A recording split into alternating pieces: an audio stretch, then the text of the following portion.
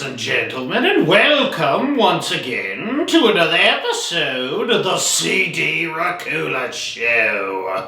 Today we'll be reviewing one of my favorite horror movies of all time, the 1992 film Candyman. I love 90s horror, by the way. Such a fun group of movies. Interview with the Vampire, Scream, The Blair Witch Project, just a ton of fun, and I've reviewed a lot of those movies, so check them out if you have the time.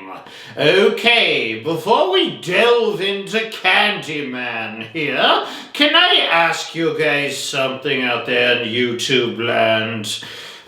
Can you please do old CD a solid? I mean, can you do me a favor and just go ahead and subscribe to the show?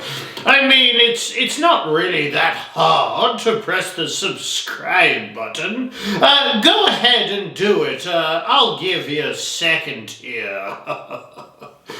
Okay, I'm waiting. I need to refill this glass. Okay, now that you're all set up and subscribed to Old CD, on with the show! On with Candyman! This is the original Candyman, and one that I personally prefer. I like the sequels, and I actually like the most recent Candyman film as well. I just really thought that this original was great, and love the character. And of course, one of my goats of horror, Todd.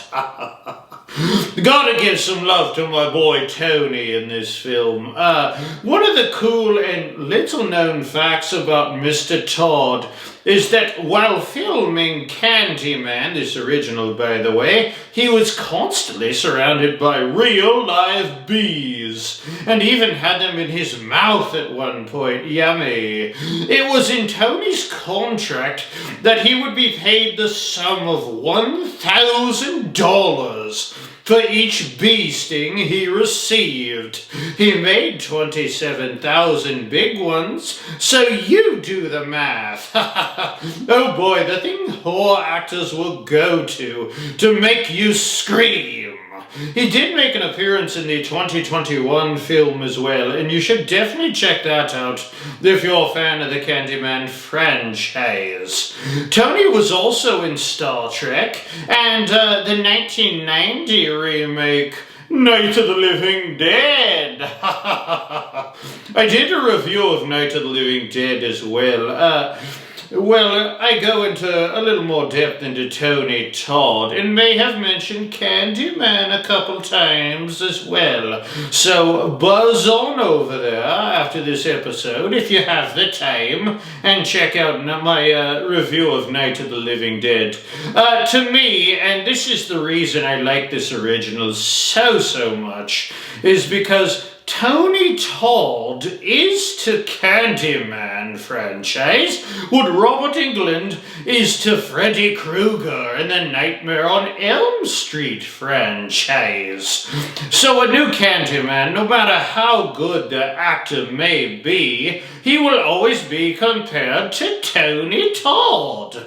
Speaking of the character, let's chat a little bit about the character of Candyman. Because he's just so unique, don't you think?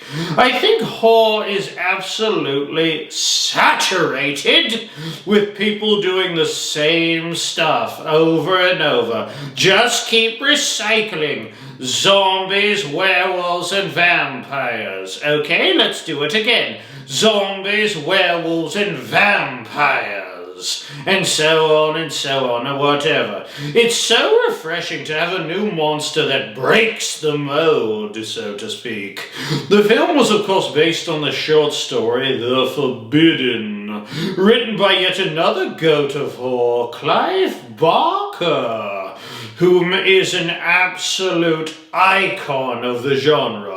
I don't have time to go into depth into Clive Barker in this episode. His work is just far too extensive.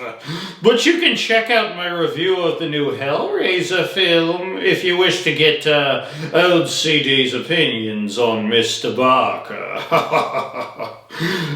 The Candyman origin story is super spooky and makes this film here exactly what it's supposed to be, which is scary. This is the extremely condensed, lazy old, vampy CD Racoola version of that origin story. Basically, Candyman, whose real name is Daniel Robitaille, has relations with a man's daughter, and due to the racism of the time, the girl's father sets the lynch mob on poor Daniel, whom, after cutting off his hand and smearing honey on him, where he is then stung to death by bees, they burn his body in what becomes Cabrini green. That is how the dark legend of Candyman began. This is a very cool origin story and sets the vengeful spirit, or monster, whatever you want to call Candyman, up perfectly for what becomes his iconic look. The monster that was once Daniel Robitaille is covered in bees and has a torn open chest cavity, revealing his innards. Oh, did I mention he has a rather murderous looking hook that he often uses to his advantage to slash, gouge, and stab his victims like so many hunks of meat. That hook is so freaky-deaky. But let me ask you this. Whom had the better hook hand, do you think? The Candyman or the legendary Captain James Hook? Leave a comment below if you wish, but don't you think Captain Hook could be a good horror villain? I mean, he's already a great villain and has a fantastic look. It may seem funny to see him here in some of these images, but with the right director running the show, and the right makeup, prosthetics, and/or special effects, he could be quite horrifying, don't you think? Maybe not as horrifying as Candyman, but who is scarier than Candyman? I don't know. Speaking of directors, Bernard Rose directed the film, as well as the movie Paper House, but I think Paper House might have been for the kiddies. I don't know, and I actually never saw Paper House. I need to jot down a quick note to myself here. Note to self.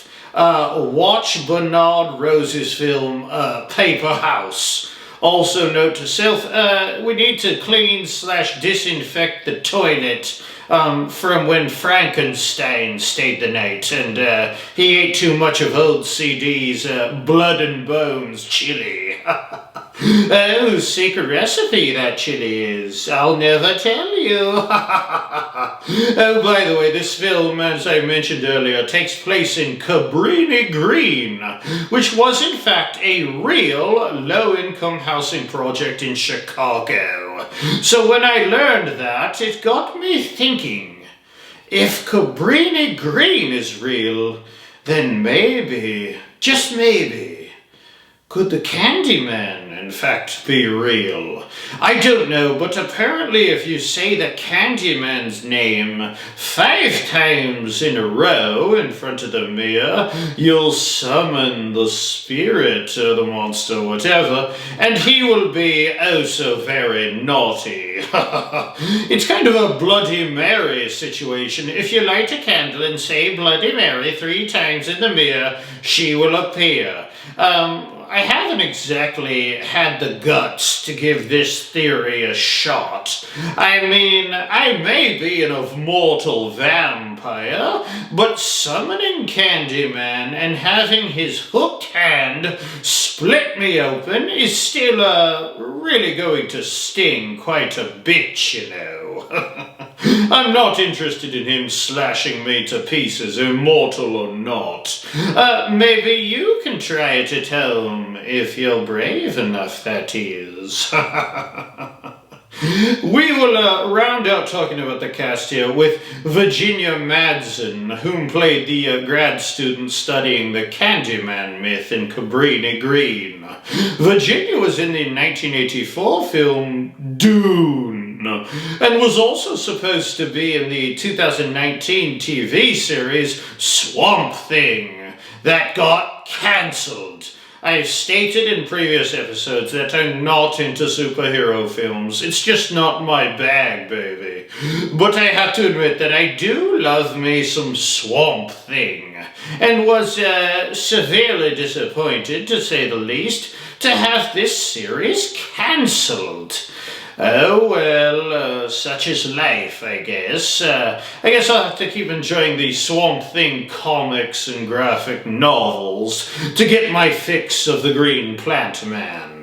In closing here, I highly do recommend watching this film. And speaking of high, I should be covered in bees and have my own hand chopped off if I don't give this film high scores on the old scarometer.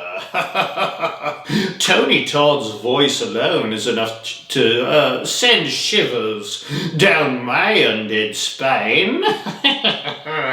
I would like to take this time to thank you for joining me here on the CD Racoola show.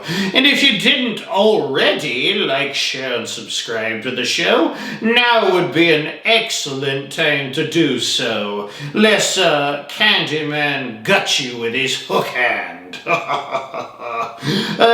Please feel free to join me next episode when I review the 1985 film The Reanimator. Oh, that's gonna be a goodie. So till next time, my blood bags, Candyman, Candyman, Candyman, Candyman. Okay, I chickened out. No way am I going to say that 5 times. I'm not insane. Don't try that at home, kiddies. Beware. Ta-ta. Ta-ta.